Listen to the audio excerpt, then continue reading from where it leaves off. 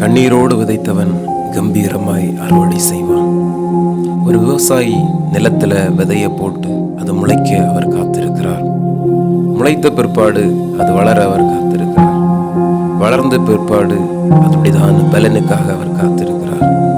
அவர் அந்த பலனை பெற்று அந்த அரிக்கட்டுகளை எல்லாம் தன்னுடைய தலையில சுமந்து வரும்போதும் அவருடைய கண்ணுல கண்ணீர் வருகிறது. அந்த விதைச்ச நாளிலும் கண்ணீர் வந்தது. இன்னைக்கு அறுவடை செஞ்ச நேரத்திலும் கண்ணீர். விதைச்ச நேரத்தில் வந்தது வேதனையின் கண்ணீர். அவர் அரிக்கட்டுகளோடு வருகிற வேளையில வந்த கண்ணீர் ஆனந்த கண்ணீர். இதே போல உங்களுடைய வாழ்க்கையில நீங்கள் கண்ணீரோடு ஆண்டோட சமூகத்துல ஏதோ ஒரு ஜெப குறிப்பை நீங்கள் விதைச்சிருக்கிறீர்கள். நிச்சயமாக ஆண்டவர் உங்களுடைய வாழ்க்கையில் அற்புதம் செய்வார். ஒருவேளை எனக்கு இன்னும் பிள்ளை கிடைக்கலையே, எனக்கு பிள்ளை பாக்கியம் இல்லை என்று சொல்லி நீங்கள் கண்ணீர் வடித்துக் கொண்டிருக்கலாம். இல்லைன்னா என்னுடைய கடன் பிரச்சனை என்ன மாறலையே, என்னுடைய வாழ்க்கையில் உயர்வு இல்லைன்னு சொல்லி நீங்கள் கண்ணீர் வடித்துக் கொண்டிருக்கலாம்.